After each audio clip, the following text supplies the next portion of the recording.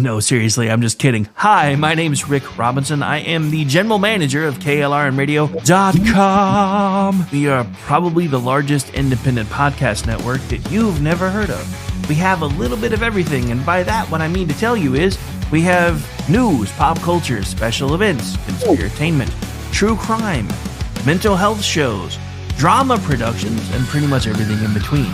So if you're looking for a new podcast home to grab a little bit of everything that you love all in one place, come check us out. You can find us on X under @KLRNradio. You can find us on our Rumble and our YouTube channels under the same names. You can also find us at KLRNradio.com and pretty much every podcast catcher known to man. So again, feel free to come check us out anytime you like at KLRNradio.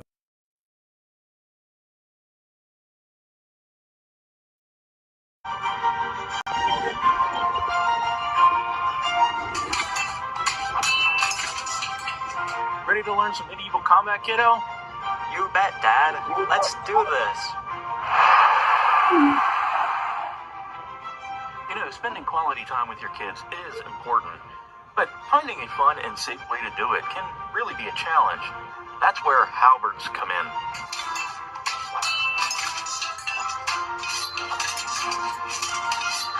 Halberds are the perfect way to bond with your kid while teaching them about history and physical fitness. Plus, they're a blast to play with. So next time you're looking for some family fun activity, grab a halberd and get ready to make some memories. Come on, Dad. Round 2. Halberds, bringing families together one medieval battle at a time. This commercial brought to you by the KLRNradio.com Ad Council.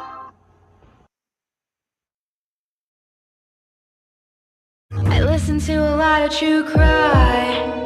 I listen to it at night. I like the girl talk. It makes me feel alright.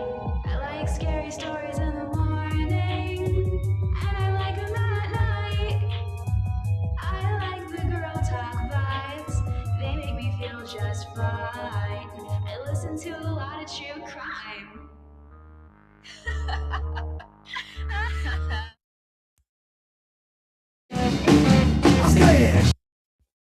Front Porch Forensics deals with the darkest corners of human nature. This show contains graphic discussions of murder, violence, and the brokenness of the human soul. Listener discretion is strongly advised. But if you choose to stay, well, family, pull up a chair on our front porch, but know it gets real dark here real fast.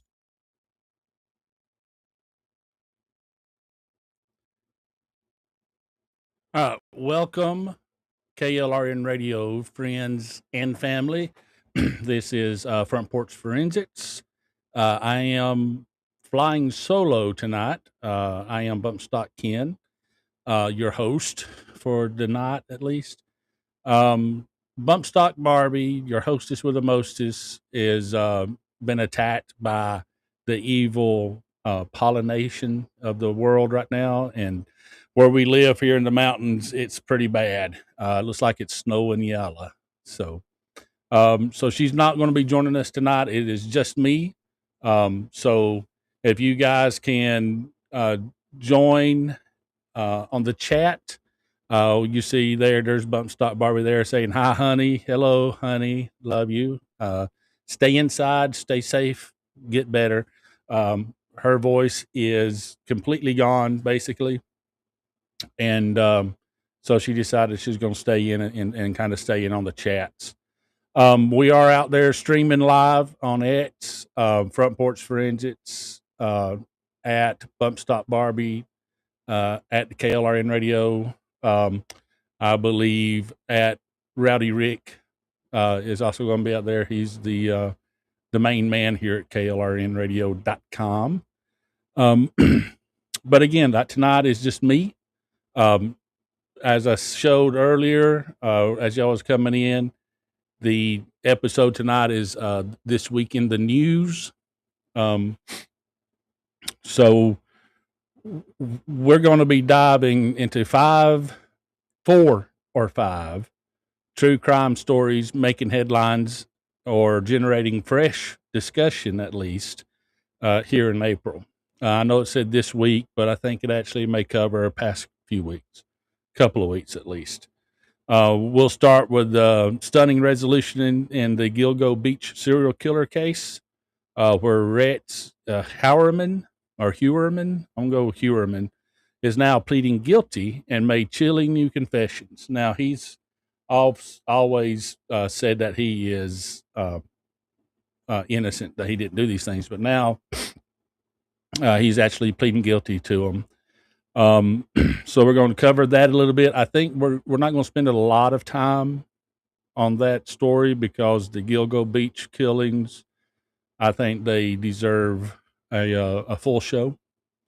But we'll go over some of the stuff tonight for sure. Also, we're going to go to an ongoing penalty phase in the FedEx driver that murdered a 7-year-old Athena Strand. So we'll touch on that. You've seen that. It's been in the news pretty regular, pretty heavy. It's extremely heavy story. So I want to tell you now, I know in the beginning we looked at the, I gave the little warning at front that I've got stored here, but this story with Athena Strand for sure, it deals with children. There's another story that also has a teenage girl involved that we're going to talk about. So any kind of murder or torture or anything of those lines, any kind of horror that befalls children seems to be worse, because it is an innocent, the innocence of innocence being attacked and destroyed and perverted and harmed, and it's very, very touchy. So again, I'm going to add to the warning that tonight's episode will have at least 2 stories that involve horrendous things to children. So just keep that in mind. Laura there, bump stock, Barbie says that one bothers me a lot about the FedEx killer, the Athena Strand, and I agree. It's pretty rough. Next, the disturbing case involving musician. This is funny, his way he spells his name. It's D4VD. Dude's name's David, but he's going to be edgy and put D4VD. So I'm going to call him DeForvid, you moron. So DeForvid and the death of a 14-year-old Celeste Rivas Hernandez. I'm just going to go Celeste. So we'll be looking at that. And we'll close the modern cases with the classic cold case look. The cold case revival, the 2002 disappearance and presumed murder of Michelle Rust, where her husband now faces charges after 24 years. And then, if we have time, there's a bold new theory about the Black Dahlia. And I don't think we've covered her yet, but it's an interesting case from the 40s, 1947, linking the Zodiac killer to her. So if we have time, we'll delve into that and look into that too. But as I said, I'm by myself. I have a much more higher tolerance to pollen than a lot of people. Even though it is rough, like I'm looking at the cars and the stuff out here right now, and it's real heavy. So I don't blame my wonderful wife for staying indoors and not making this any worse. So forgive her. She's in the chat, and she'll be back with us as soon as we can. But I'm going to be out here, as you can see, on the porch. We got my co-host back there, Slim. He's hanging out with me. And so we're just going to get into it. As always, when I can, I'm going to be out here. But while whether we're on the porch or inside the house, as long as we're doing this show or in any kind of discussion that we have about these cases and this kind of stuff, we center on the victims. We like to make sure that they are the ones to be remembered, and any moment that I can mock or belittle these cretins that cause all this harm, I'm going to, and because I don't think they deserve any kind of honor, any kind of recognition beyond the pieces of crap that they are. So the victims, they're real people. In this case, they're all daughters, sisters, mothers, everyday folks. Their lives were taken. So we're going to examine public evidence, forensic details, court updates, and behavioral patterns with respect and rigor. Listener discretion is strongly advised. This episode contains graphic descriptions of violence, dismemberment, child harm, and sexual abuse allegations. If that's too heavy for you tonight, then pause and come back when you're ready. And but we'll get into it now. I will warn you when it comes time when the kids come up. So if you need to step away, that's completely cool. I understand. So I've got my notes here. So we're going to go through some of the notes so I stay on track, especially since the hostess with the mostest isn't out here with us. Yeah, she just posted that there is Audible available in Athena's case, but we're not going to be sharing that. We looked into the videos and listened to it. And of course, it's out there if you want to go find it, but we're not going to be releasing that stuff. Not on here. All right. So we're going to start segment one. We'll kind of delve into this. Like I said, it deserves its own show. So when we are back to full health and full power, we will dig into this one much more. What's the word? Much more thoroughly, I guess. Gilgo Beach serial killer Rex Heuermann. That's where we're going to start with. And on April 8th, 2026, so again, the beginning of this month, in Suffolk County Court of Long Island, 62-year-old former architect Rex Heuermann stood up and changed the trajectory of one of the most haunting serial killer investigations in recent memory. He pleaded guilty to 7 counts of murder and, in open court, admitted to strangling an 8th victim. So previously it had been 7, and now he's coming up. He's saying he's got 8 now, coming out again. The case tracks back to 2010, when the search for missing sex workers Shannon Gilbert led to discovery of what became known as the Gilgo Four: Maureen Barnes, Melissa Bartholomew, Megan Waterman, and Amber Lynn Costello. Their remains were found along Ocean Parkway near Gilgo Beach, often wrapped in burlap or similar materials, discarded in a remote stretch that suggested a predator familiar with the area, which we know is Rex. Further searches uncovered additional victims, including Jessica Taylor, Valerie Mack, Sandra Castilla, and others, spanning a killing period from roughly 1993 to 2010. Many of the victims were sex workers who used sites like Craigslist and Backpage, women who were too often dismissed by systems that failed to protect vulnerable people. And we've mentioned this several times before. These people that hunt their victims often target these women that can fall through the cracks of society. The ones that seem to be on, very low on people's radar as far as caring for them, or looking out for them, or even missing them. It can be in this case, sex workers. Oftentimes it's homeless people, or drug addicts, a mix of the both, of each. We've noticed in the past a lot of times too, it's they target homosexual men, and a few times we've seen hitchhikers, things like that.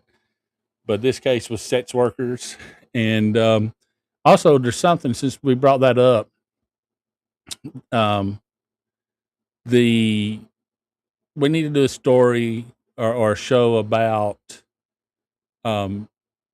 indigenous peoples, Native Americans here, and they're huge, percentage-wise, grossly outnumbered or out of balance missing persons cases with Native Americans, and the fact that the way their laws are structured versus United States laws and their reservation laws, and the way the lack of communication goes seems to hinder that process. So that'll be another good one to look at too, show. So let's mark that down for the future show. Gilgo Beach is where we're at now. It says Gilgo Beach was also going on at the same time as the Lisk killings, if I recall correctly. That's from Bump Stop Barbie, and I couldn't tell you. I will trust you in that, because I'm not sure myself. I didn't research any of that stuff. But like I said, I don't want to delve too deep into it. I do want to mention, since it did say Craigslist and the back page, I'm familiar with Craigslist. I know you can buy cars and stuff and all that marketplace stuff. I didn't realize there was like I don't know, sets trade or something just right there on Craigslist. Is it like, I guess, in the personal sections or something like that, I'm assuming? And Backpage, I'm not sure what Backpage is. If somebody in the chat knows, I'm assuming it's one of those shopping like Craigslist is, just personal ads or somebody trying to sell a toaster. I don't know.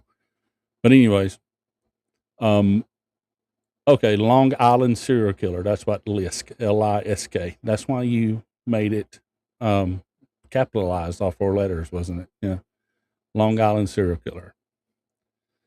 So, but anyways, Craigslist. I know they have. I know it happened enough on Craigslist that they've really cracked down on what you can add there. They really police it now.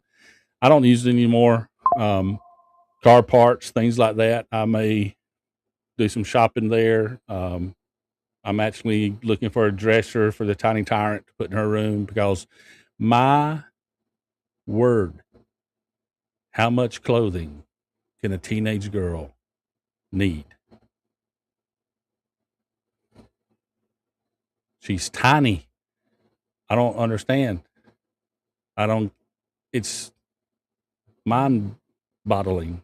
I don't know. Hello, Pam.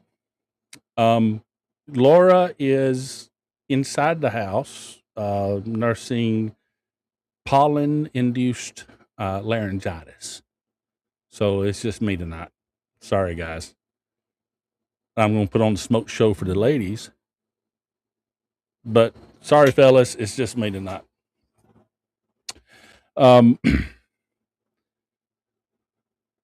Yes, Craigslist is known for sex work.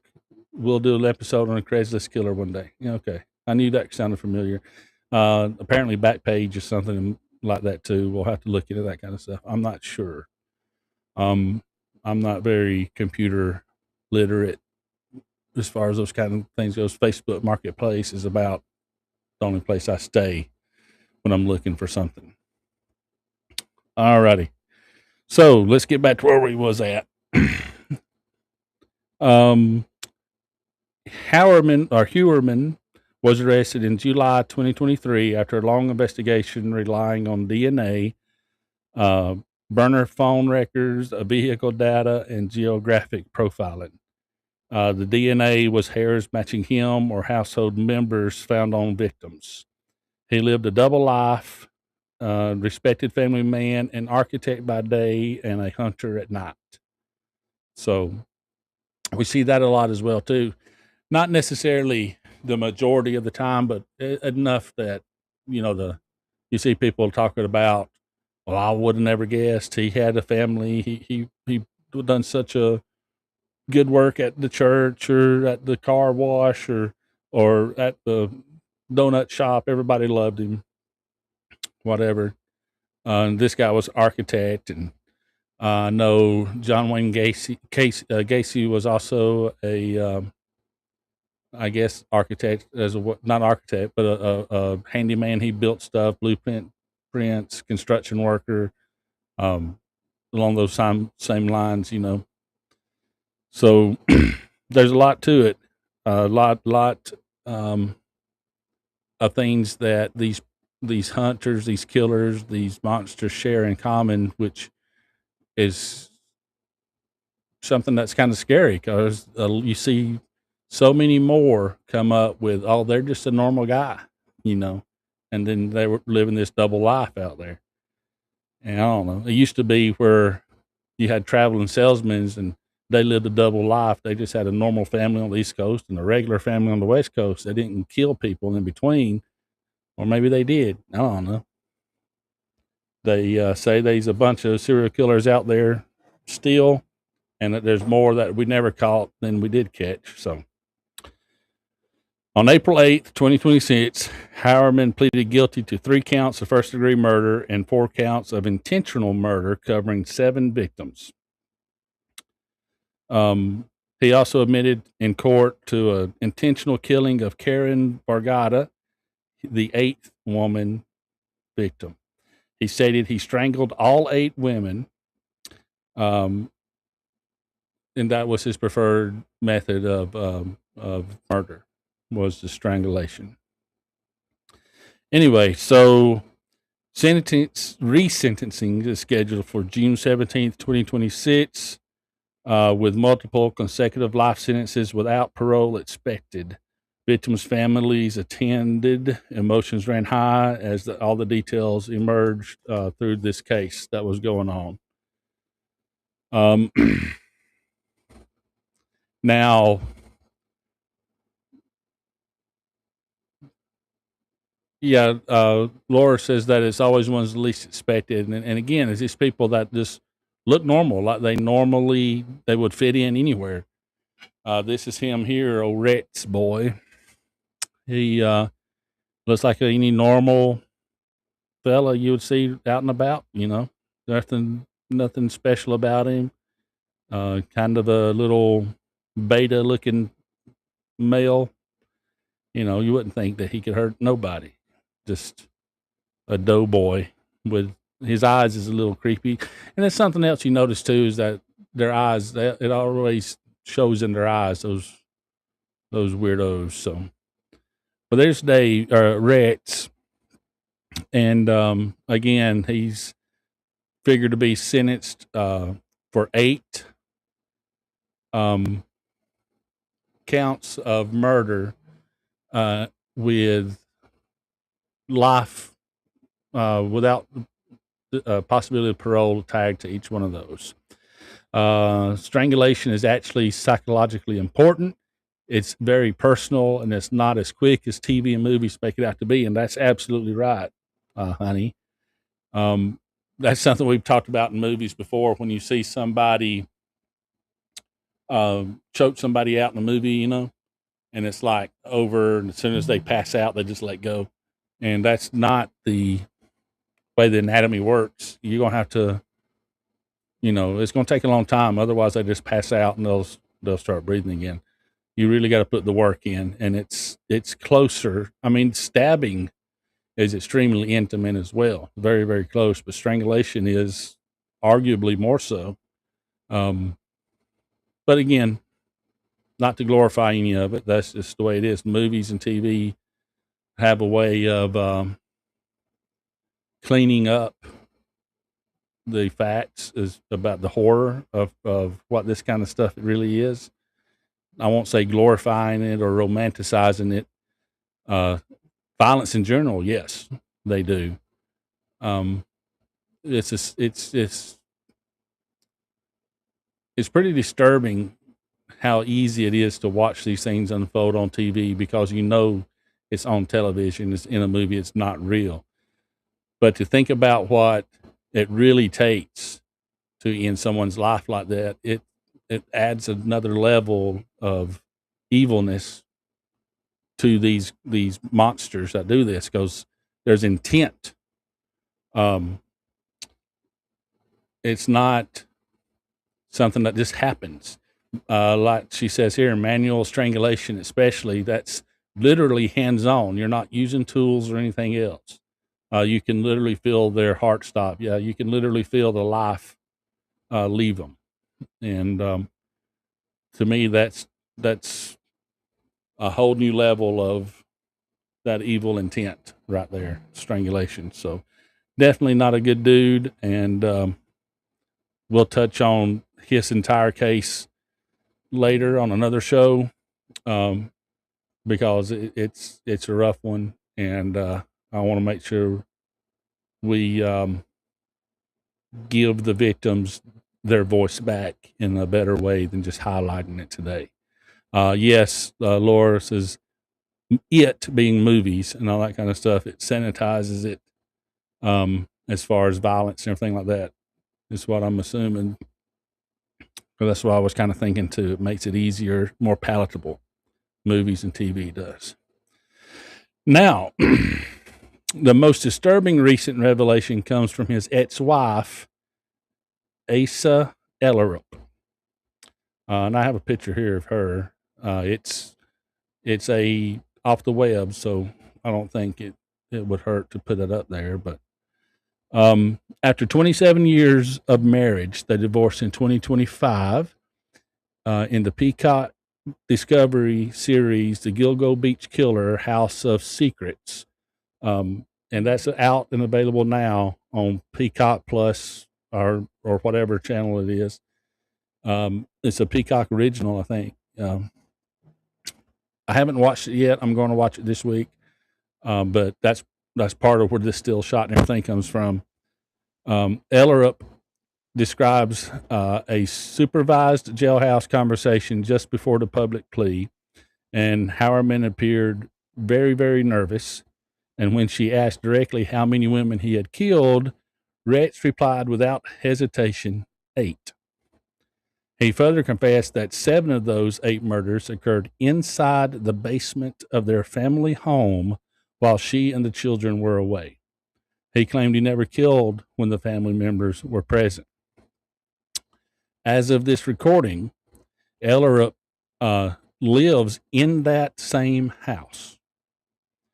Throughout the years, she's renovated the basement, new floors, walls, moldings, everything. Everything was stripped, and she's redone it. And she has been, quote, sleeping there as a form of spiritual atonement for the victims. She describes ongoing nightmares and has accepted the guilt after initially defending him. Her attorney has emphasized the family's focus on the victim's loss. Forensics ties already included household hairs on victims and other trace evidence, and the basement confessions adds to a horrifying House of Horrors layers to the double life. Now, watch the documentary. I'll have to watch it myself because, like I said, I haven't watched it yet either. But her sleeping in the room as atonement, I don't know, man. That's kind of deep. Pretty rough. I don't know that would be a healthy way of dealing with this. I'm kind of surprised she didn't sell the house and move. Yeah, Laura says, well, at least he was conscientious of his family, very sarcastically, by waiting until they wasn't home to do the killings. I don't know. The truth of it is he probably didn't want he knew he could get away with it because there was no witnesses there, nobody to work around. But yeah, such a good guy. such a good guy. Kept his family, their mental health at the forefront of his mind there. Let's see here. What else we got? The DNA from hairs from family matches. So it's not just his hairs that they found on the bodies, but hers. And the rest of the families were found. Parts of the, carpeting fibers, things like that were also found on them. Burner phones used to contact victims, vehicle records placing him near dump sites, and behavioral patterns of an organized offender who targeted vulnerable women over nearly 2 decades. Of course, you always have to wonder if there's more victims that he's not named. Maybe there's more remains out there to be found. How did he evade detection so long in a populated, like, I know his family wasn't home when he would bring these women in, but did no neighbors notice? I don't know. But anyways, like I said, we're definitely going to cover old Rets here and do a proper story and give a proper attention to the victims that they deserve. Screw old Rets, but we want to make sure these 8 victims get their names remembered in the most honorable light that they can. They don't need to be remembered as wretched victims. They need to be remembered as by their name and who they were. The trace evidence is likely just typical transfer when he was dealing with the victims in his own home. Yeah, she is the expert on this stuff. I'm really just the pilot that pilots this part, and I know enough to babble about it and give my own opinion and my own thoughts about it, but that's really about it. So we're going to move now to from this long-term serial killer case that's finally getting some closure to the victims' families. We're going to shift to a heartbreaking crime of opportunity that is still unfolding in the penalty phase. So I mentioned earlier about the violence against children, and so this is where I'm going to reiterate and remind you that this is pretty rough. It's ongoing. It's fresh on everyone's mind. You can go online, any kind of news source, and get any kind of videos you want from it if you want to. I'm not suggesting you do, but if you want to, you can find it. So we're moving now to the FedEx driver killer, the Tanner Horner and Athena Strand. So on November 30th, 2022, in the tiny rural town of Paradise, Texas, again, very small, the population of under 500, 7-year-old Athena Strand was excitedly waiting for a Christmas delivery, Barbie dolls. Instead, she encountered a 34-year-old FedEx contract driver, Tanner Lynn Horner. What should have been a routine package drop-off turned into a literal nightmare. Now, Athena, that's a cool name. You don't hear that a lot. I like that name, Athena. Let me get a picture up here. So Athena was a vibrant little girl, energetic, trusting, the kind of child. We're not going to share the audio from this case at all. I got a few pictures, but we're not sharing any of the audio or any of that. I just don't think that would be a good thing at all to do. So again, Athena was a vibrant little girl, energetic, trusting, the kind of child who lit up her family. On that day, she was outside of her home when that piece of crap Horner arrived. Surveillance and his eventual statements describe the interaction. Prosecutors say he abducted her after claiming he was accidentally backing the van into her and panicked that she would tell her father. Video evidence captured moments of Athena near or in the vehicle, and like I said, that kind of stuff can be found online if you want to go find it. But um, I don't, I'm not going to share it here. I had it available, but I'm not going to share it here. But yeah, he pretended to hit her with the van as she was backing up into the yard, and basically just getting close to her.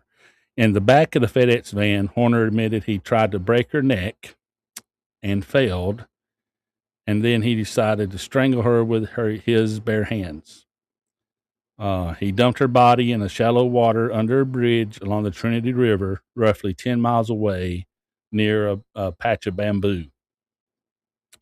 The next day, he continued his delivery route as if nothing happened, even returning near to the search area, going about his regular day again, like everything was normal. When asked about the missing girls, he reportedly reacted with surprise. He says, quote, "Are you serious?" And his digital footprints were pretty damning, searching for the FedEx truck cameras.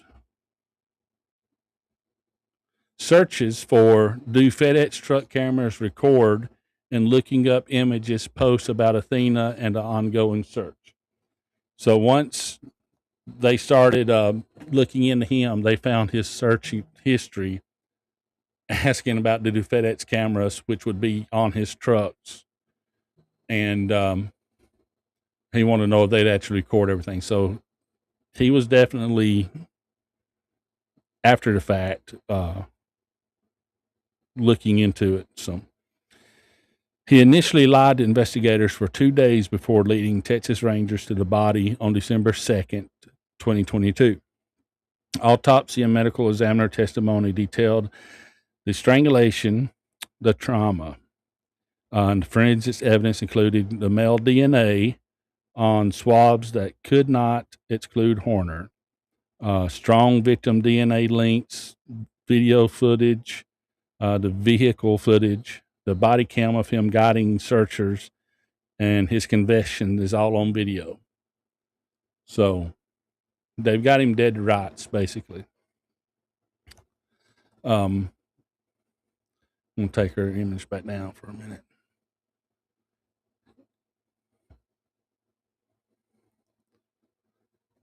So Tanner Horner. So Horner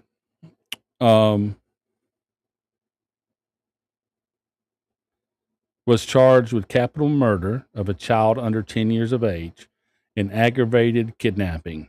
He attempted suicide in jail in May of 2023. And I'm glad he didn't succeed because I really need this guy to burn. And again, there's more details and all that, but I'm not going to read through those right now. It's maybe some time later, but Athena doesn't need to be remembered like that. So he attempted suicide in May of 2023. So now we're going to fast forward past some other stuff and to April 2026. This is why it's in the news now. The trial opened in Tarrant County, which is a venue change from where he was arrested. On April 7th, Horner pleaded guilty right at the start, skipping the guilt phase and moving straight to punishment.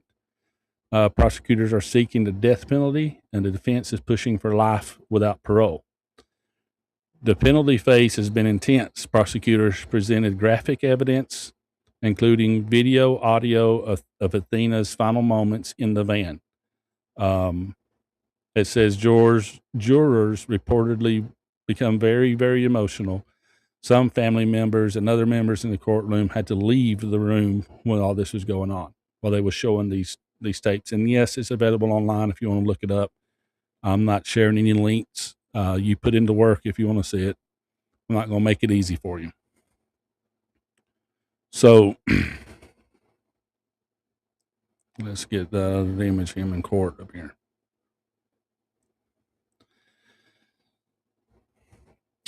They rested the case around April 16th or 17th after showing abduction, murder footage, and playing hours of interrogation where coroner detailed the sequences. His post-crime behavior, continuing the route, the searches, the helping, the internet searches, all that kind of stuff, and his consciousness of the guilt was heavily emphasized, along with the breach of trust as a delivery driver interacting with the public. The defense has focused on mitigation, claims of autism, fetal alcohol spectrum disorder from his mother's drinking during pregnancy, severe childhood lead poisoning, developmental delays, and a troubled upbringing. So basically, anything that they think they can, anything they think that might help their case out, they're definitely throwing it out there, getting any kind of sympathy they can get for the guy. His mother testified tearfully, describing her own history with abuse and drug use and expressing shame. Teachers from the childhood and mental health experts have testified. The judge has held hearings, expert vetting outside the jury to determine admissible evidence. Extending the timeline, Horner allegedly mentioned an alter ego named Zero during interrogations. And as of late April, the defense is presenting its case. The phase could stretch into early May or even longer, with victims' impact statements and closing arguments still ahead. So it looks like, and again, all this is ongoing, so I'm not going to, I got to say allegedly, reportedly, and all that BS, but they have been pretty dead to rights in my mind. I think right now they're just trying to see if they can get like some sort of insanity plea or something along those lines, because it his alter ego Zero, all the abuse and all this kind of stuff, they're trying to build something up. But as Laura here says, he knew what he was doing. He was aware. That's why he covered up the camera, and this should be an immediate execution. I do not disagree with that. I don't know. I mean, you see where the defense is even asking for, they're not actually trying to get him off of anything. They're just saying life without parole instead of death at this point. So I think they've got him pretty much back to the wall where they want him. It's just coming down to what kind of deal they can get based on any kind of plea deal, insanity, or whatever it is. It's going to be interesting to keep an eye on it. I believe I will kind of watch and see where this goes, and I encourage you guys to do the same, because like I said, it's in the news right now. It's current. It's easy to watch. Well, it's easy to have the ability to watch it. It's not easy to watch and listen to. It's horrific. Absolutely. It is, I can't come up with the right word for it, but it is sickening. Absolutely sickening. And I'm not sure that Texas death penalty is might be too good for him. Maybe they need to find out some way to make it slow. Let him kind of feel it. I've always said it's kind of, I wouldn't be mad if they done death penalties in the same manner that they caused the deaths. I kind of think that's would be fair. So, speaking of this case on the forensics and behavioral angles here, digital evidence, being the phone searches and the timelines and the his phone tagging where he was during all this, built a strong consciousness of guilt narrative. Meaning, just like you said right here, she just put this up. His efforts to hide his crimes means he can't get off by insanity. He covered up the camera, but he still can't captured audio, of course. Yeah, he absolutely knew what he was doing. He was aware. That's why he covered up the camera. This should be immediate execution. Yeah. It does. She says Athena was a beautiful little girl, and she was absolutely precious. This case hits way too hard. It really, really does. This is a rough case, especially when it comes to children. It is extremely hard. So the digital evidence, the location of the vehicle cameras from the FedEx cameras, and the route data helped reconstruct events. The case highlights risk in everyday interactions like package deliveries and the importance of vigilance. Athena fought hard. Prosecutors called her a warrior. Her family continues seeking justice while honoring her memory. This is a stark example of how a routine encounter can turn deadly. We examined evidence, the DNA, the video, the digital trails, the autopsy details, while remembering a trusting 7-year-old girl who deserved safety in her own yard. And this piece of crap creature, this cretin, this vile pig of a demonic a-hole took that away from her in her own yard. And I can't find the right words without being just vulgar to express what kind of torture I want him to experience throughout the rest of his days on this earth for this deed. So we're going to move on from that. It was a crime of opportunity, and we turn to a case blending celebrity, alleged grooming, and gruesome concealment. Oh, I didn't catch that. Laura just mentioned this part. I didn't catch that part about Horner. Says that he specifically requested the same truck the next day. He claimed he vomited in the truck and needed to clean the vehicle. That was his excuse to try to get the same truck back from FedEx. I didn't catch that part. But like I said, it's an ongoing case, so we'll definitely get more details out of it as it comes. I'm realizing now that the light is a little bit dark, so even for you ladies, I understand that while you're here and you're still watching me, and it's getting harder to see. So maybe turn the brightness up on your screen a little. I'm not sure how, but I apologize. The sun has went down and the lighting's not the greatest. I didn't set up a secondary light. Anyways, you can go back, get a screenshot, stick it up there, whatever. You know how pretty I am.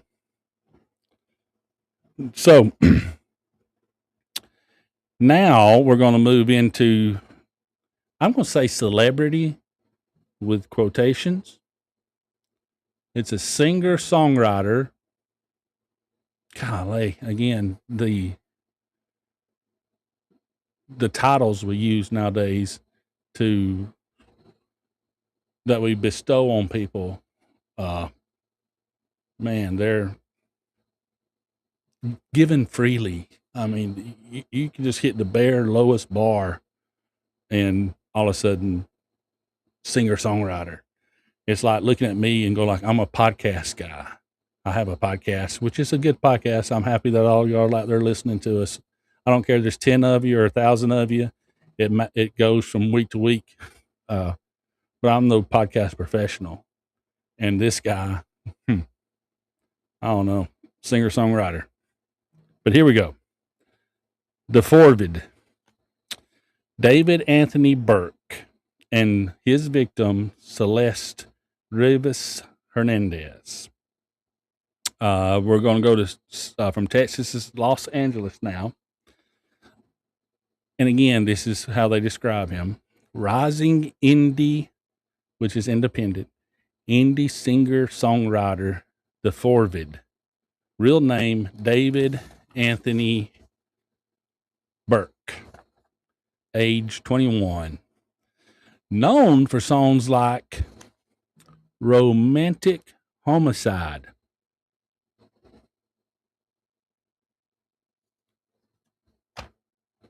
Romantic Homicide. Can we get a red flag? He faces charges in the death of a 14-year-old Celeste Rivas Hernandez. And again, this involves children. This involves a child that is very close in age to my child. And so it's real hard to keep yourself detached in some of these topics and some of these shows, and this is one of them that will be hard to keep a detachment from. So this is the Forvid. Again, good-looking guy, completely normal. No red flags going off by the way he looks, just like Rex earlier. It is guy on the street, good-looking feller. Wouldn't think of this, of what he's about to be charged with doing would be even possible. But here we go. The Forvid. Now, Celeste, let's go ahead and get her on there. Let's get rid of the Forvid and look at Celeste, the victim.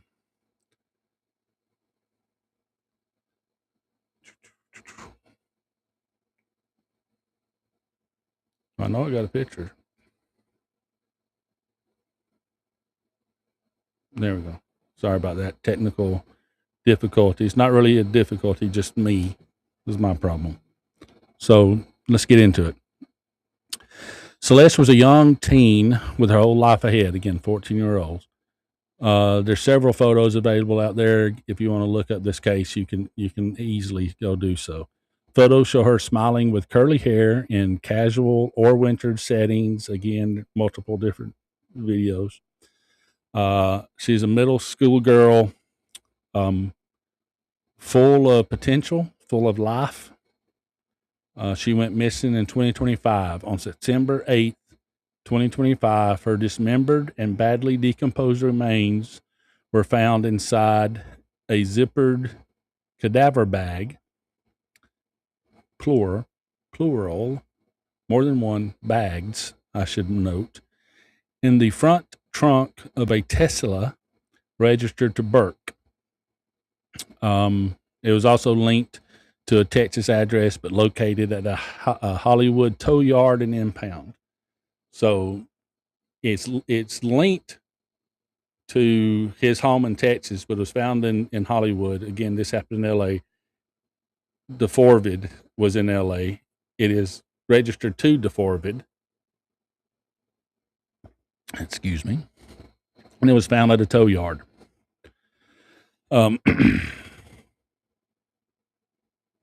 Burke was arrested by LAPD on April 16th, 2026, because the car was linked to him. On April 20th, 4 days later, the LA County DA charged him with first-degree murder, special circumstances, lying in wait, and financial gain. Lewd and I don't know how to say that word. Lewd and disgusting acts upon a child under 14, and continuous sexual abuse of a child, and mutilation of human remains. Prosecutors alleged that the Forvid sexually abused Celeste for months. This is where the grooming comes in. Starting when she was only 13, and he killed her to silence her after she threatened to expose the relationship, protecting his rising music career. And again, that's where I mentioned grooming earlier. Guys, I got a daughter who's 16 now, and her hair is very similar to this, different color, but the curly hair and all that kind of stuff. She looks like she could be best friends with my daughter. Laura says, I can't with these kinds of cases. She looks like a kid our own daughter will be friends with. That's exactly what I just said. And these cases seriously kill me. Maybe a poor turn of phrase there, but you know what I mean. Yeah, I know what you mean. Yeah, like I said, we may be in different rooms, but we think alike. That girl right there, Celeste, could easily be hanging out in our living room around our kitchen table with our daughter, eating dinner with us. And this piece of shit took her from her. And has been grooming her since she was 13 years old. And he was 21. So you're looking at 19, 20-year-old with a 13-year-old. That's the best case scenario in age difference. More than likely 20-year-old with a 13-year-old.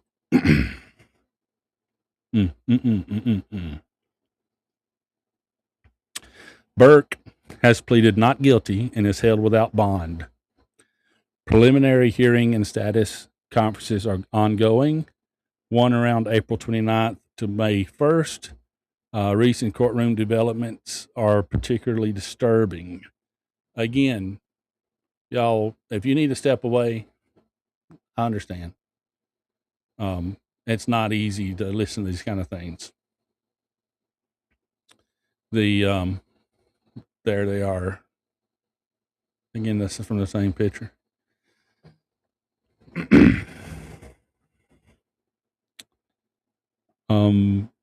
The previously sealed autopsy report has now been unsealed, and it was released in court during the proceedings. So I'm going to read from part of that, or give you, an overview of what it said.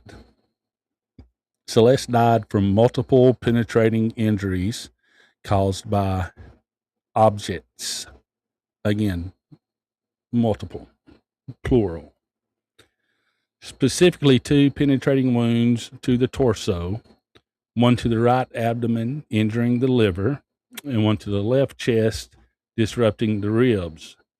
They are consistent with sharp force, stabbing-like injuries with smooth edges. So a knife, a non-serrated knife. Her arms, legs, and 2 fingers, left ring and pinky, were severed post-mortem. Blue plastic fragments were embedded in some of the cut surfaces, and the body only weighed 71 pounds due to advanced decomposition. Toxicology showed low-level ethanol in the liver tissue. Manner of death, homicide, no doubts. The time of death is unknown due to decomposition. Also being inside the trunk, the forward trunk of the car, inside that lot, really makes the decomposition worse. We've talked about that enough that y'all, then that's no surprise to anybody.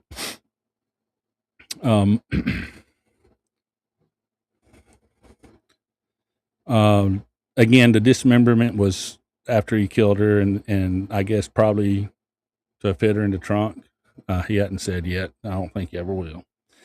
In Thursday hearing, this past Thursday, 1 year after the alleged killing date, prosecutors revealed a significant amount of child pornography and child sex abuse material on Burke's iPhone and iCloud storage. Forensics experts are actively reviewing it, and over 40 terabytes of digital evidence have been collected overall, including wiretaps. Forensics elements body disposal in his own vehicle trunk, found decomposing at the tow yard, post-mortem mutilation and dismemberment efforts to conceal the crime, putting these dismembered parts in separate bags, things like that. Massive digital data haul, and the alleged motive trying to silence a victim to protect his career. All that points to a definitely, I can't say premeditated, I'm not sure, but it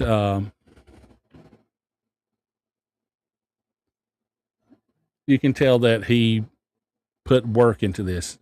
It wasn't a crime of passion, I don't think. Maybe a crime of, in his mind, he is on thing he could do, to save his career or whatnot. But with a song that says romantic homicide, I mean, plus all the other things he had, the underage porn, the level he went to silence her, just throwing the body in the trunk, and I'm assuming he just left the car somewhere and then it got towed and impounded. That's kind of how they, the tow yards work. If it was left in the side street or abandoned somewhere, they just grab it and go. They don't actually search it. They just pick it up and take it. And I'm assuming that's probably what happened.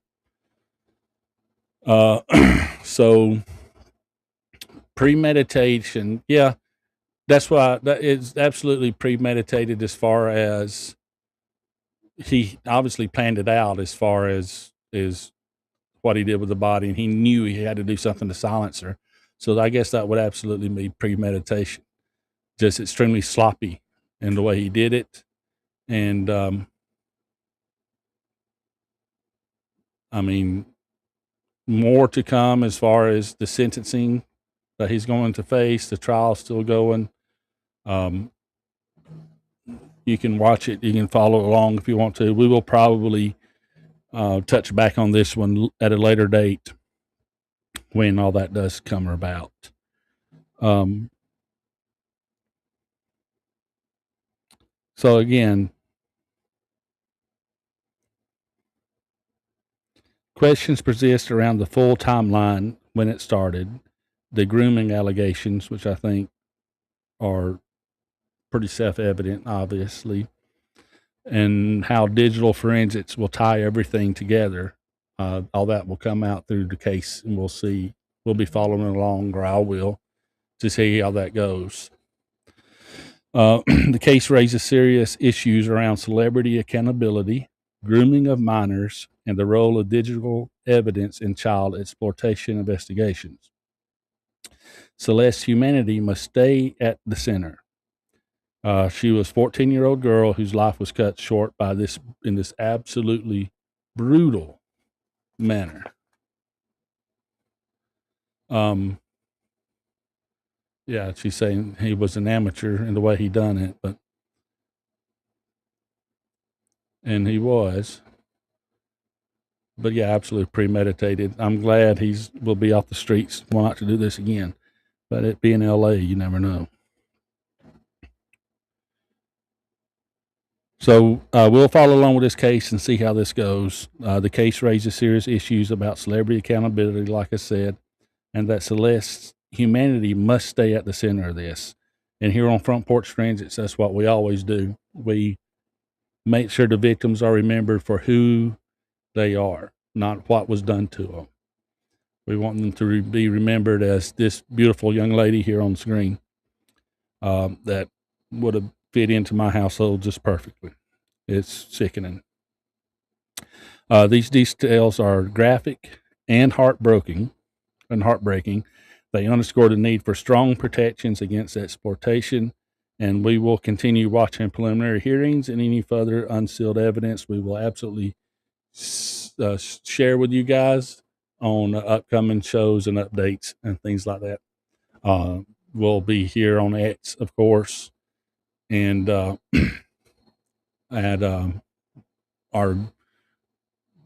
at FP underscore forensics.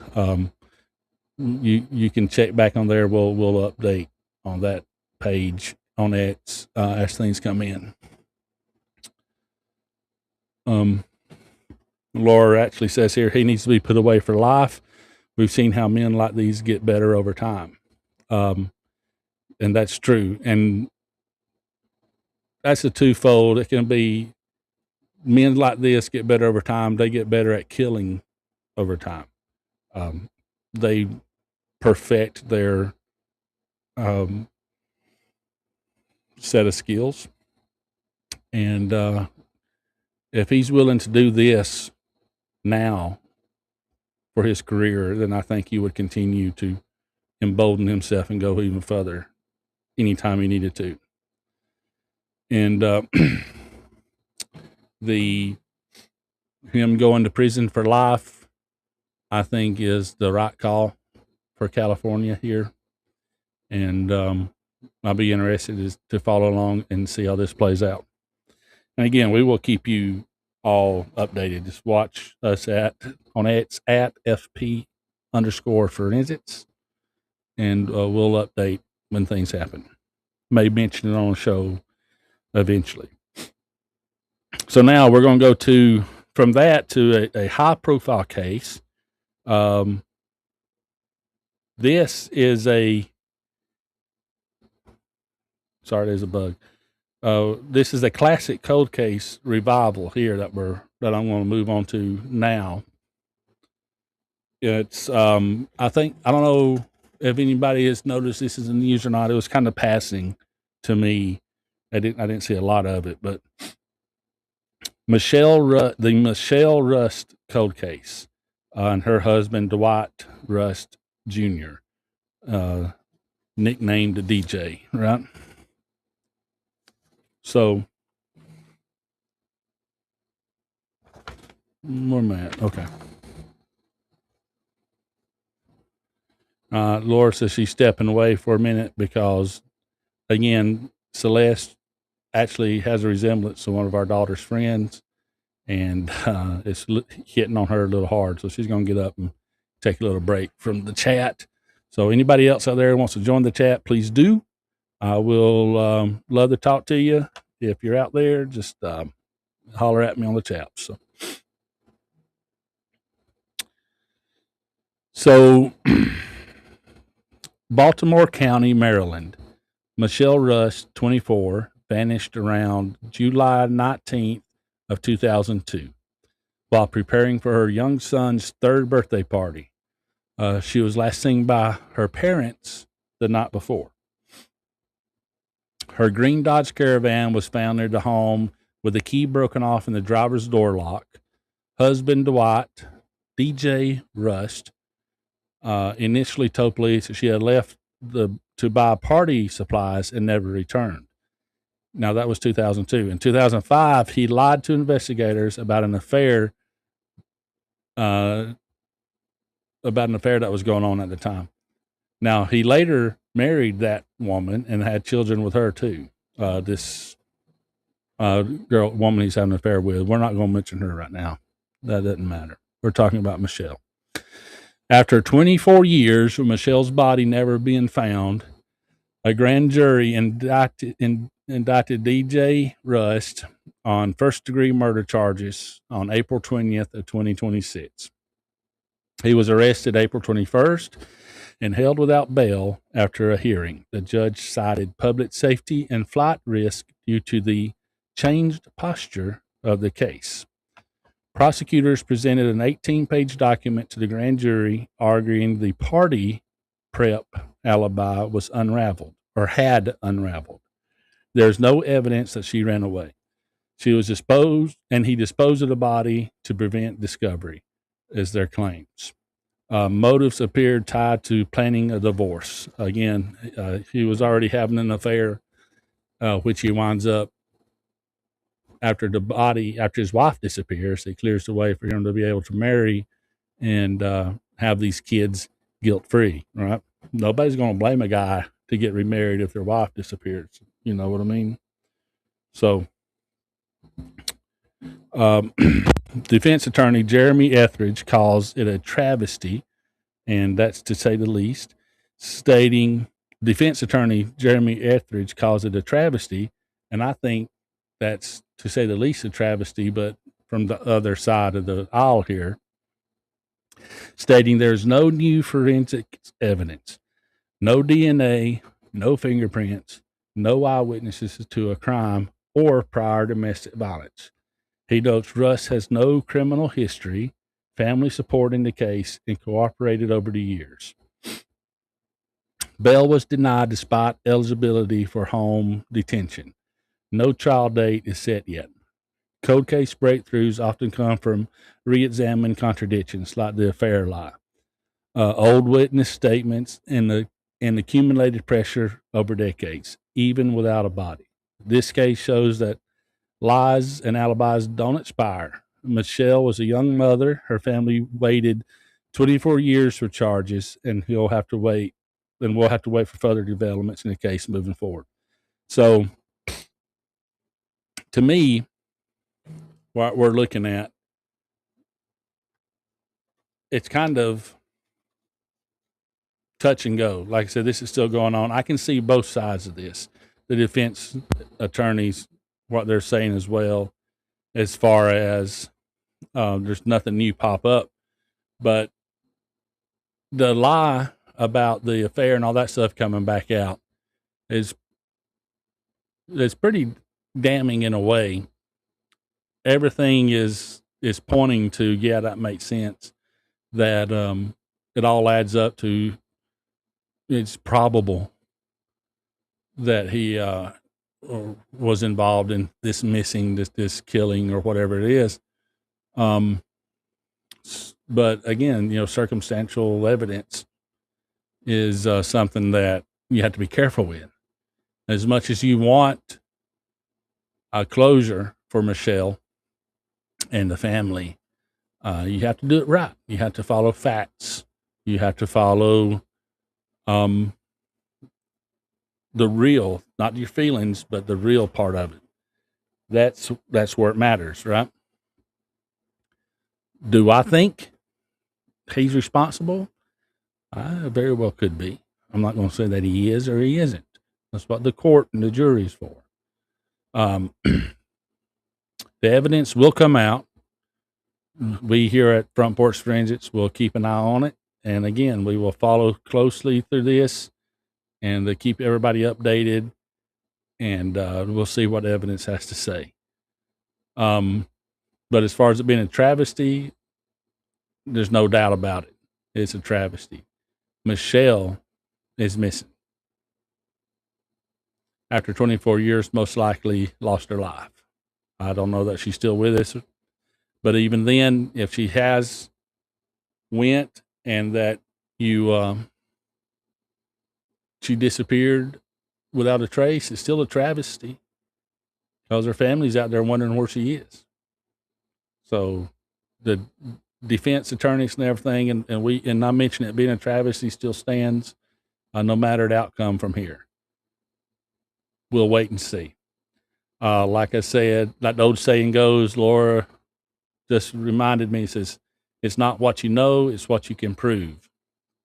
And there lies the beast, right? So we'll follow it. We'll keep you updated, and we'll see where this leads us, because either way, it's probably going to be a wild ride, and we need to get some sort of closure for the family, either direction here. All right. So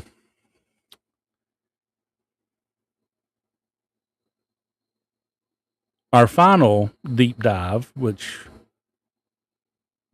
if you want to call it deep, will step into historically unsolved territory with a bold new theory. We haven't covered this particular serial killer yet, because there's so much tied to him and the lore of this serial killer. But we'll definitely do a show to him. I think the Tiny Tyrant is interested in this serial killer as well. So she says that she will join us for that episode, which would be kind of cool. We don't get to see her on the show very much. It'll be nice to have her set in with this one. But I'm going to touch on this because it's in the news right now. A little more obscure than the other ones we looked at. But I do want to talk about it for a minute. So, I'm going to say these two. A lot of people have what I'm about to say will be completely shocked here because you'd never think you'd hear these two names put together. The Zodiac Killer and the Black Dahlia. Now, why in the world would we have those two in the same phrases, right? In the same sentence? Well, hang on for this one. A fascinating and highly speculative theory linking two iconic unsolved cases. The 1947 Black Dahlia murder and the late 1960s, 67 to 69, I think, Zodiac killer spree.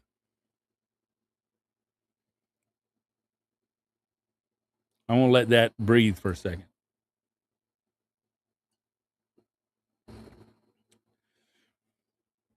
'47 to base, the late 60s. That's a 20 plus year difference there. But here they are, tied together. So let's read through this. On January 15th, 1947, in a vacant lot in Leimert Park, Los Angeles, the bisected body of 22-year-old Elizabeth Short was discovered. She had been tortured, her mouth slashed ear to ear in the Glasgow smile, and she was posed with her arms raised up. Little blood at the scene suggested she was killed elsewhere, cleaned and drained, and then moved.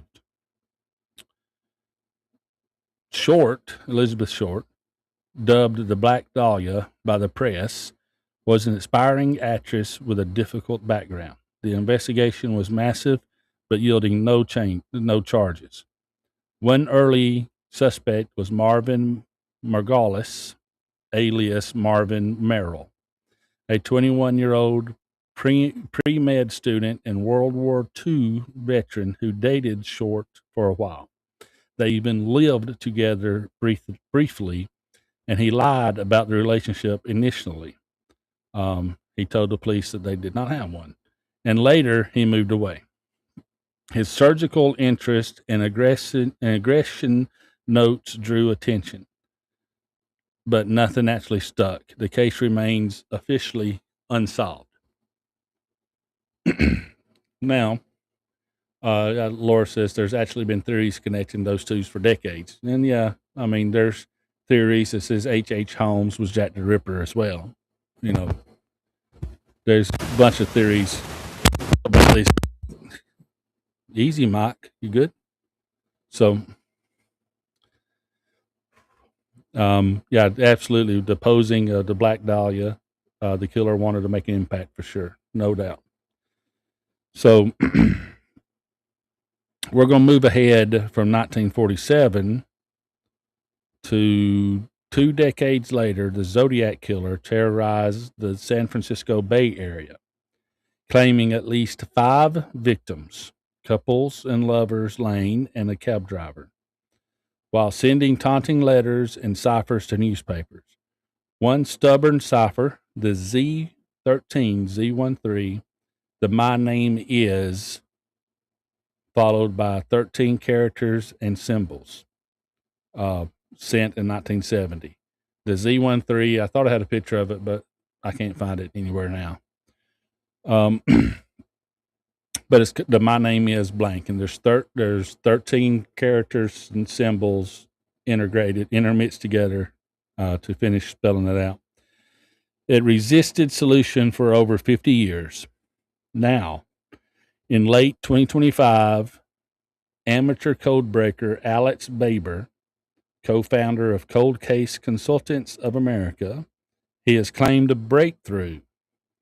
After 9 months of work using classic cryptography, transposition and substitution in the 2x7 grid, proprietary AI, and cross-references millions of names against census, military, marriage, and social security records. He says the Z13 decodes to Marvin Merrill, the alias of Marvin Margolis from the Black Dahlia case. And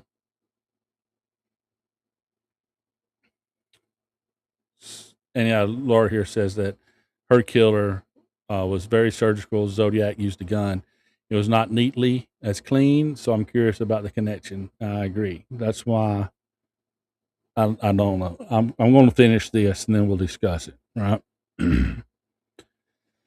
So this guy Baber argues that this links the cases. The same man possibly killed Short in 1947 and resurfaced as the Zodiac, embedding a reference in his codes. He presented publicly and gained some attention from retired LA Police Department detectives and author Michael Connelly. He also claims progress on the longer Z32 cipher. Yeah, I'll get to that in a second too. So basically, forensic cryptography context, Zodiac ciphers mix symbols, letters, and deliberate misdirection. The Z13's brevity makes it tricky. Multiple solutions are possible depending on the method. Baber claims that he used AI to narrow from millions of names to one, citing behavioral overlaps, taunting and control, and timeline geographic moves. Margolis had a pre-med surgical interest, echoing the precision bisection of the Black Dahlia, and history of aggression per military records. However, skepticism is warranted, right? Here's where Laura says, okay, but many people have always come out claiming they cracked the code regarding the Zodiac. He's not the first to use those techniques, and I'm personally very skeptical, as am I, and as is the vast majority of people around this case. Many amateur Zodiac solutions have circulated and have been debunked by experts. Official law enforcement has not confirmed the decryption. Sorry, got locked up. The Black Dahlia case suffered from media chaos and lost evidence. The definitive cross case link would require stronger forensics ties, some sort of DNA from the letters or the stamps or fingerprints or anything beyond one decoded name. Magnolius, he died years ago, limiting any kind of testing from him too. So we got this guy Baber, who let me find the name of his little company again. Co-founder of Cold Case Consultants of America. It's kind of, of course, the co-founder of a company like that would be the one to come up with this answer. Very convenient, right? Using all these tried and true things, these cryptography and transposition and substitutions in a 2x7 grid, proprietary AI, and cross-referencing millions of names against census, military, marriage, and social security records. He says the Z13 decoded to Marvin Merrill. Okay. So I'm assuming here in the next few weeks, we'll have somebody that says it decodes to Pee Wee Herman as well. Would make as much sense, right? In my mind, you're looking at a 20-year gap with the MOs completely different. Completely different. Nothing at all on the forensics front ties these two people together. Could it been this Morales guy that killed the Black Dahlia? Sure.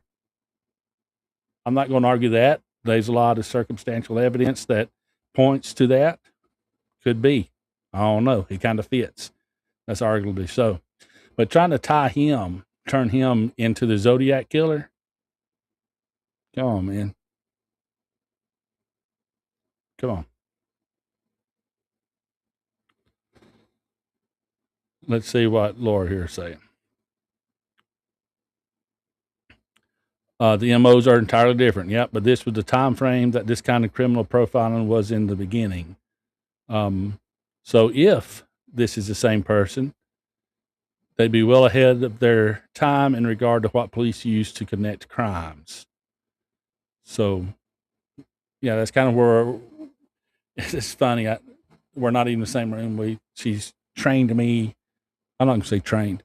She has educated me in the way to think about this kind of stuff much better than I used to. But yeah, Baber, I doubt you'll watch this, but if somebody knows him, send this to him, because I'm going to tell you now, that's ridiculous. You're wrong. I'm some dude in the foothills of the Appalachian Mountains, and I'm telling you, that's stupid. All right? Dude.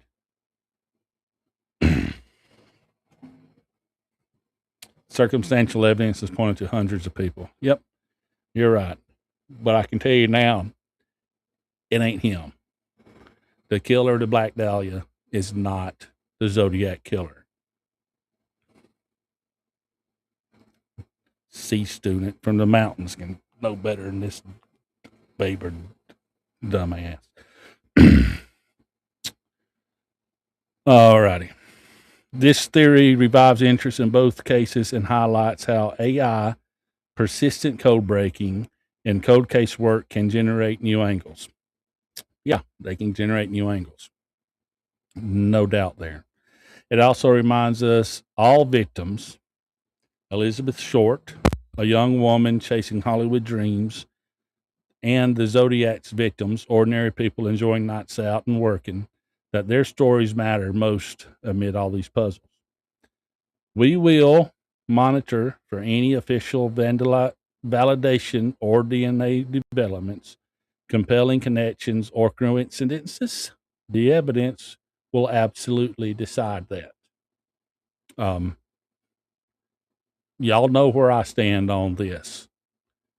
Him being the killer or whatever, right? I mean, that is pretty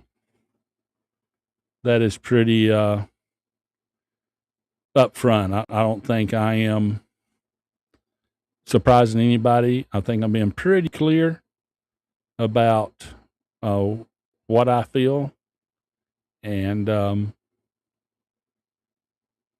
I think most of you out there agree with me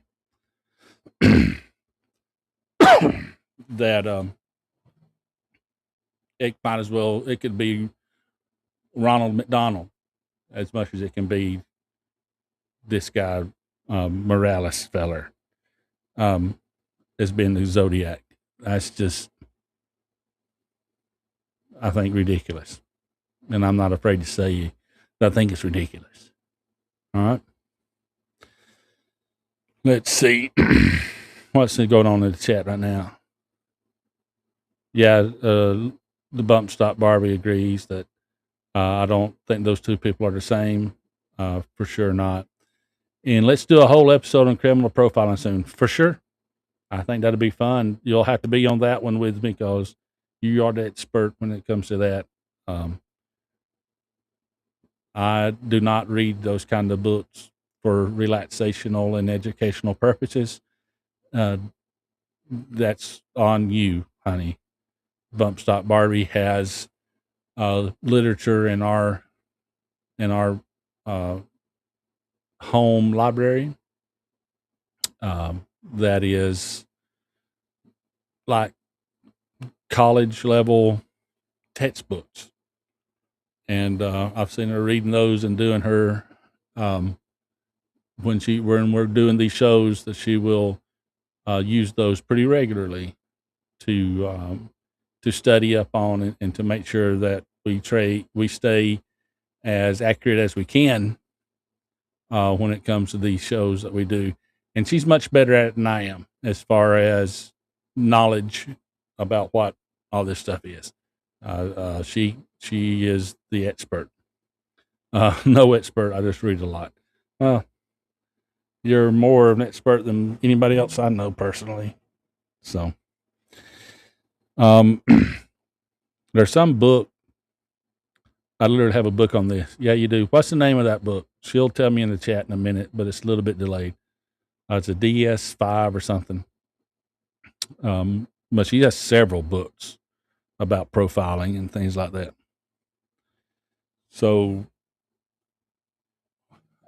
anybody who's watched this show before knows that she's the hostess for a reason. That I am not normally. I do sit in the driver's seat, but just to steer the ship, she's the one with the talent, not me. But that's all I really had tonight. It's hard to stretch it into a full 2 hours when it's just one person. I have great respect for Rick, and when he does all his show. My goodness, Rick Robinson, he does all these shows throughout the week, usually by himself. And it's hard to do when you're by yourself. So kudos to you, Mr. Rick. You are the man, and all your shows are great. And speaking of that, you can go to klrnradio.com and get a full list of all the shows that are on the website, and you'll see that he has many of them himself, and you can find something on there that you will love for sure. So the DSM-5, that's on mental disorders, is one of the books. But I literally have books on criminal profiling and forensics psychology, and I know she does, and I've seen her read them. They're not just for decoration. She is the reason that her parents locked their door at night. I will stand by that forever, and that will never change my mind. So anybody who reads Stephen King, I think it was The Stand, as her first book at the age of 6. Yeah. I married her. She buried the lead just a little, but I would not change anything. And this is my proof of life right now. So y'all don't have to check in on me and worry. Everything's cool. I'm good. So that really brings us to the end of tonight's solo deep dive on Front Porch Forensics. I covered the Gilgo Beach guilty plea and basement confession. And again, we will bring that back to a standalone show because there's a lot to delve into on that. We'll go back and actually look at all the victims and what happened there and do a deep dive on that one.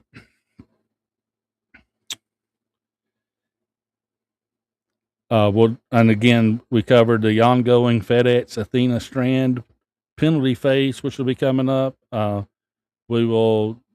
check back at FP_forensics, and we'll keep y'all updated on that.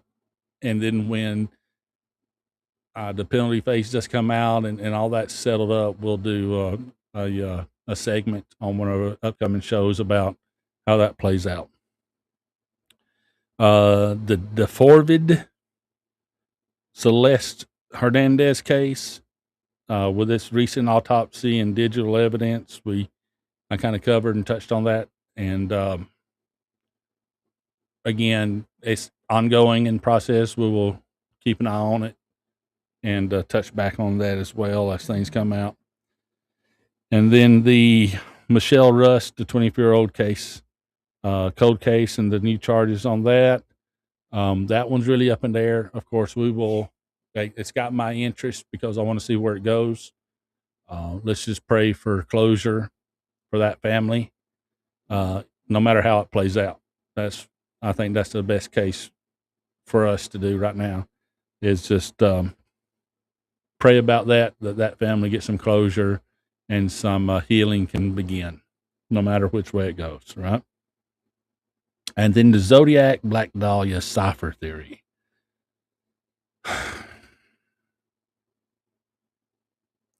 You have these guys that, I say guys just because this was a guy, but you have these people that like to interject themselves into stories, other people's stories, for their own celebrity, for their own recognition. And I honestly don't think this fella even believes that he's right about tying these two together. But for the sake of history and for the sake of closure, again, I'll keep an eye on it and see where it goes. I'll make any updates. And I will eat crow live on the air if he turns out to be right.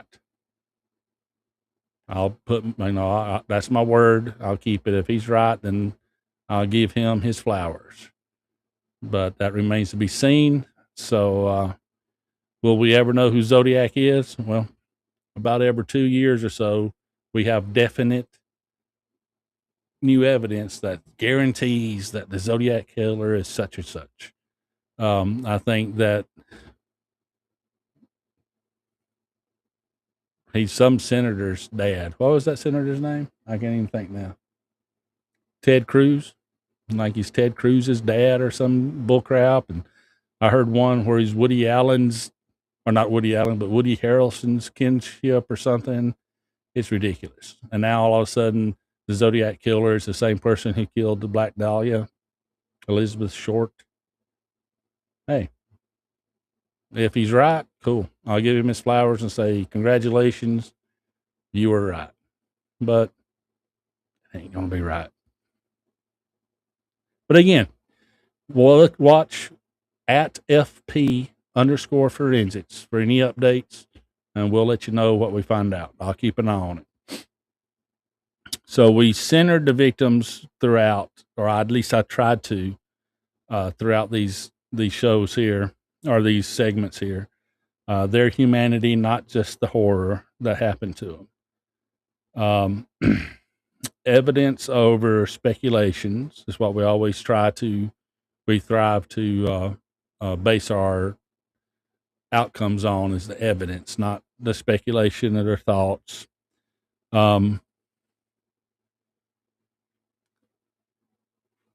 Starting to sprinkle out here. I can hear it on the tin roof. So the in memoriam tonight, I've wondered if I needed to do one or not, because it is kind of, I didn't really touch on, but I'm going to do a quick one anyways. So let's go ahead and get that rolling before the rain starts.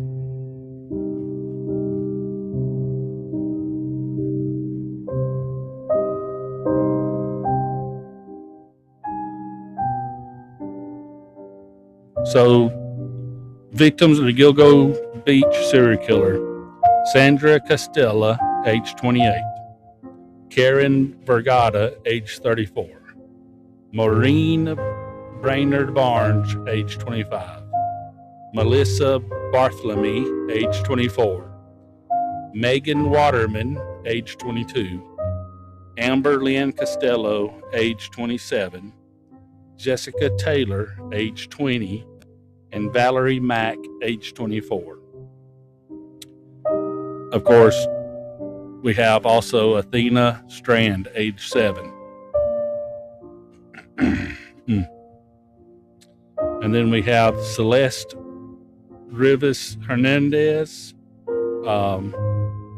age 14, killed by David Anthony Burke. Case is ongoing. Athena Strand, age 7, was killed by Tanner Horner. Case ongoing. Michelle Russ, cold case. If she's out there, we pray for you.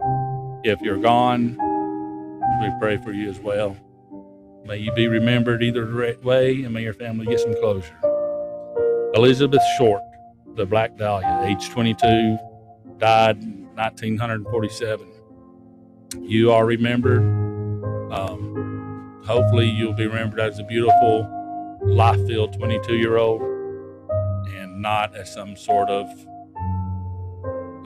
Hollywood fantasy messed up thing. So let's keep these people, all these victims, remembered the way they need to be remembered.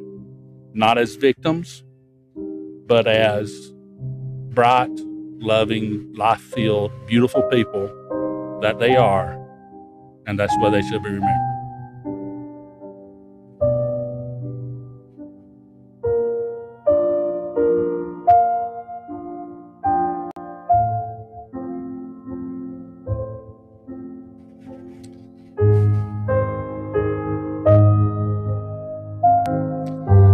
So that brings us to the end of tonight's show. Again, it was just me by myself. Thank you all for joining in and helping out on the chat some. It's mainly just me and my wonderful bride. But I know we had some family out there too, probably on Facebook, and we were live on YouTube. So I know we got some from there as well.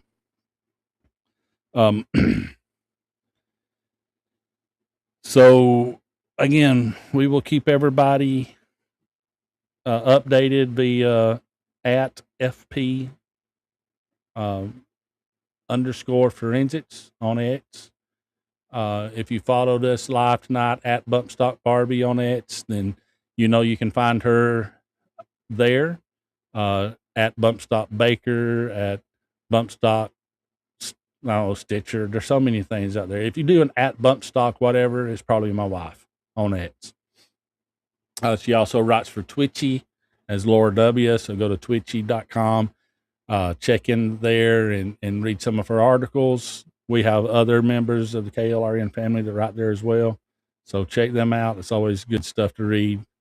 I am Bumpstock Ken on X. I also help with the Front Porch Forensics, FP underscore forensics. We have Front Porch Forensics on YouTube. And I'll be adding all that stuff later, getting that going. And let's see, that's pretty much all you can find me on as well. Check out klrnradio.com and at KLRN Radio at X. And you can see on the screen running across the bottom there where you can find us. But go to klrnradio.com. You can search up all their podcasts and their shows, and you can find something that suits your taste. Very, very entertaining, educational. We have a plethora of podcasts for you out there. And we even do some, I think last night was Treasure Island, and we done War of the Worlds, and Alice in Wonderland. All these kind of shows that are redone from the KLRN radio family as a unique play on it, and always entertaining. So go back and check those out as well. I guarantee you're going to find something that you're going to like. If we're not the right flavor for you guys, klrnradio.com, I guarantee you're going to find something you like. But if you do like us, please find us on any podcast player, Spotify, iTunes, Spreaker, at SPREAKER, whatever, like speaker, but with an R, Spreaker. It's a free app. Good time there. But you can go back and find any of our old archived shows. I think there'll be about 48 or 49 of them now. You can go back and listen to any of them. You can find us on YouTube at Front Porch Forensics, also on KLRN Radio on YouTube.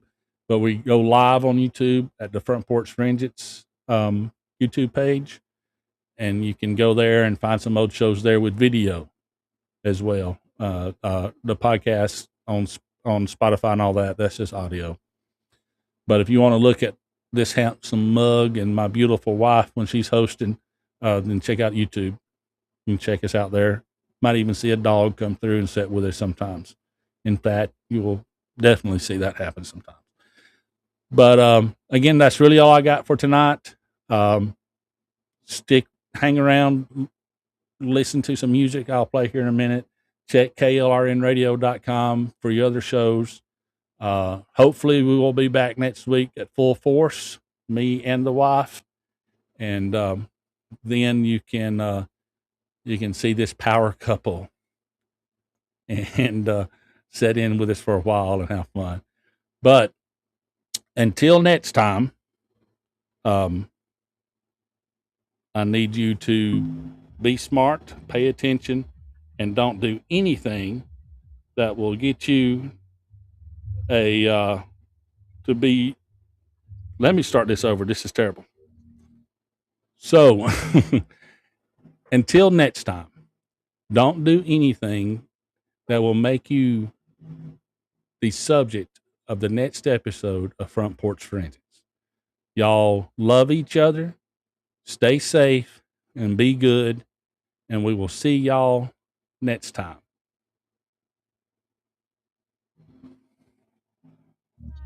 I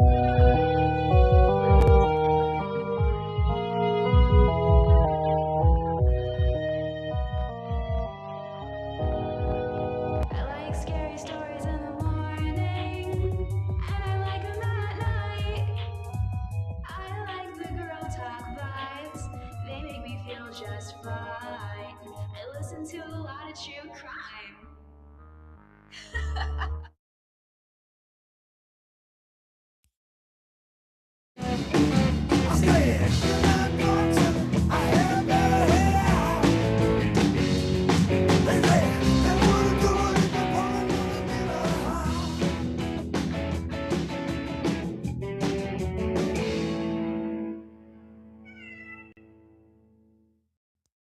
Good night, sweetheart. Well, it's time to go. Good night, sweetheart. Well, it's time to go. I hate to leave you, I really must say. Oh, good night, sweetheart. Good night, sweetheart. Well, it's time to go. Good night, sweetheart. Well, it's time to go. I hate to leave you, but I really must say, oh, good night, sweetheart. Good night. Good night, sweetheart. Well, it's time to go. Good night, sweetheart. Well, it's time to go. Leave you, I really must say, oh, good night, sweetheart. Good night. Well, it's 3 o'clock in the morning. Baby, I just can't get right. Well, I hate to leave you, baby. Don't mean maybe, because I love you so. Good night, sweetheart. Well, it's time to go. Good night, sweetheart. Well, it's time to go. I hate to leave you, I really must say, oh, good night, sweetheart. good night. Mother, oh, and your father like it if I stay here too long.